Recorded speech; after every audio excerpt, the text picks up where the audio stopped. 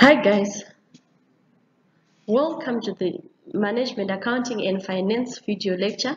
My name is Mutsawashe Mbaiwa and I'm going to present to you Performance Evaluation Part 3. So my assumption is you've gone through Part 1 and Part 2 of Performance Evaluation video lecture. So our learning objectives are, by the end of this lecture, you should be able to understand the balanced scorecard, which is a performance management tool, and it's linked to financial outcomes. And number 2, to understand the integration of balanced scorecard with other management accounting and finance areas. So for part 1 and part 2, we've been talking about financial measures and how they interlink with each other, where we talked about return on investment, residual income, EVA, and how they tie into NPV. So managers, taking back to part 1, managers could take actions that cause short-term increases in the measures used but are in conflict with the long-term interests of the organization. And benefits of actions taken in the current period may not show up in the long-run performance measurement. So in deriving a performance management system, an entity should consider whether the measures align with the company's strategies, whether measures are consistent with compensation schemes, and whether measures have been added that assess what competition is doing, known as benchmarking. So all this, trying to align our measures with the company's strategies, will help us achieve a long-term focus of performance measurements. So there's need for us to adopt strategies or ways for reducing short-term focus of performance measures so that the measures align with the company's strategies, which are long-term. So number 1, divisional performance should be evaluated on the basis of economic income, that is the present value of future cash flows. So in line with this, there is need for an entity to adopt economic value added, which incorporates many accounting adjustments to reach to the economic income to use for measuring divisional performance. Number 2, to reduce the short-term focus of performance measures, there might be need to lengthen the measurement period. And last but not least, an entity should not rely excessively on financial measures, but should also incorporate non-financial measures that measure those factors that are critical to the long-term success of the organization, which now takes us to the balanced scorecard.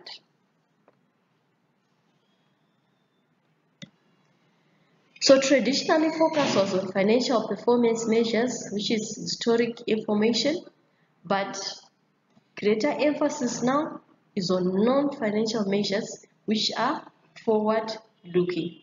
So in line with that, the balanced scorecard, stemming from our long-term strategic focus, looking at our vision and strategy, from there stems 4 components or 4 perspectives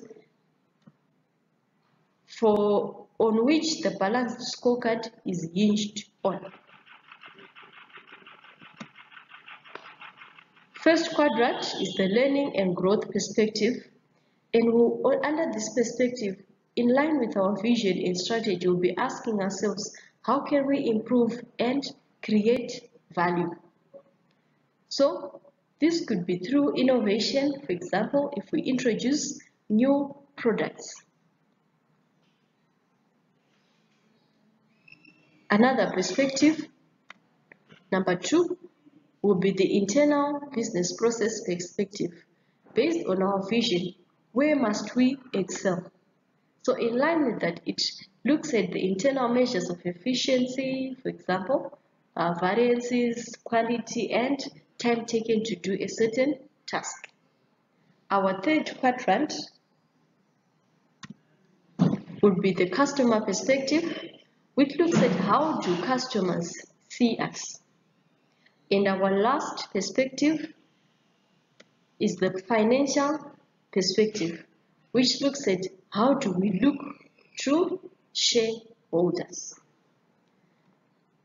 So only focusing on financial measures, looking at, for example, on profitability, may act simply to boost short-term profits and not act in the long-term best interest of the entity. Also, if the strategy of an entity is to have sustainability, there is need to bring that into measures, otherwise it is not implemented. So these are derived with strategy. So if our strategy is to have look at sustainable long-term growth, there is need to bring in measures that measure how far we've achieved that objective, otherwise it is not implemented. So for each component, we have specific performance measures and targets associated with it. So some of the advantages of the balanced scorecard, it will result in better personnel. So better personnel will translate into greater profits, which is going to maximize shareholders' wealth. And also, better total quality management programs will promote efficiencies, which will lead to increased customer satisfaction and therefore increased sales. Another advantage of implementing the balanced scorecard is it brings together into a single report 4 different aspects of a company's performing and allows strategic goals to be translated into performance measures. It also allows the managers to see the bigger picture, whether improvement in one area is at the expense of the other. And it is also a way of communicating the entity's strategy to employees and making it achievable. So, as we discussed, the balanced scorecard is stemming from the vision and strategy of the entity, which is then subdivided into those 4 quadrants. And as discussed earlier, each performance area with performance measures and targets. So the objectives, measures, targets, and initiatives are driven from this vision and strategy of the entity, and asking ourselves, for example, to achieve financially, how should we appear to shareholders under the financial perspective, and so on. Now let's link the balanced scorecard with other topics.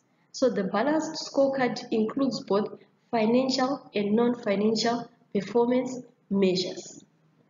So first of all, linking it with relevant costing, which is under decision making. Decisions that are made are based on relevant costs, for example, which is the financial measure, and other qualitative factors, which is your non-financial measures. So in making a decision, for example, whether we should produce internally or outsource our product, we base it on relevant costs, which is our financial measure, and other qualitative factors, which brings out the non-financial measure.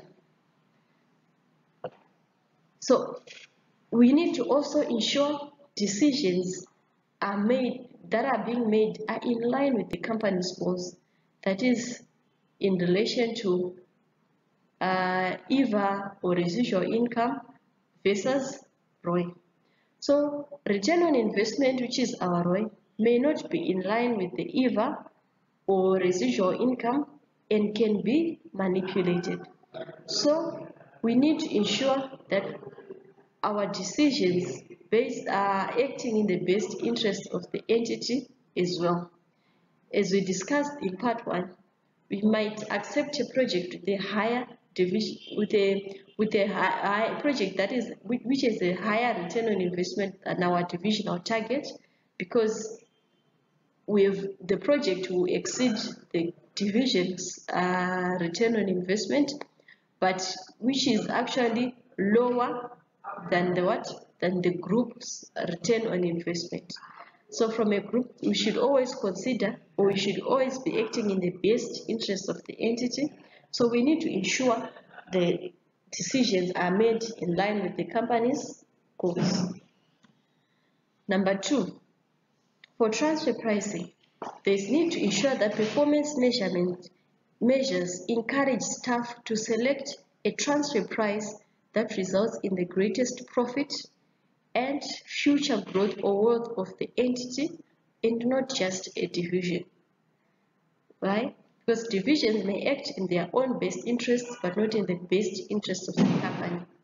So by us incorporating the balanced scorecard, it is going to help us through the non-financial measures to achieve goal congruence.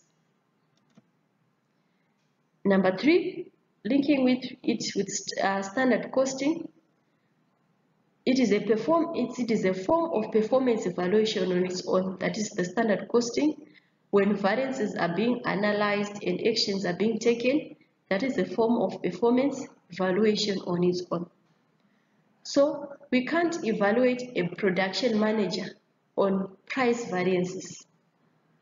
So we need to ensure that managers are evaluated on variances within their control. Standard costing is also more relevant in strategy, that is at cost leadership level. So as we discussed, the balanced scorecard is emanating from our strategy.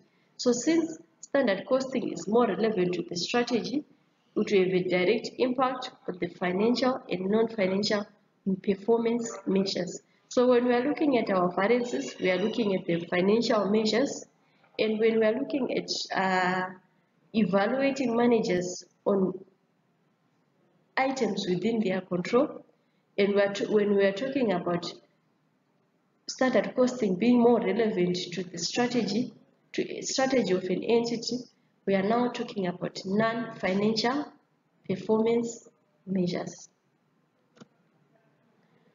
Linking it again with other topics, last but not least, it can link with sustainability. So managers may want to perform well and meet or exceed targets, but cannot do so if they have adverse implications on the future generations. So performance measures should be structured to reward managers who support long-term sustainable growth of the company and those who consider additional stakeholders in coming up with their divisional targets. So that brings performance evaluation to the end. So if you have any questions or queries with regard to performance evaluation, please contact us on manfin@caa.ac.zw. So thank you for going through performance evaluation. Have a good day.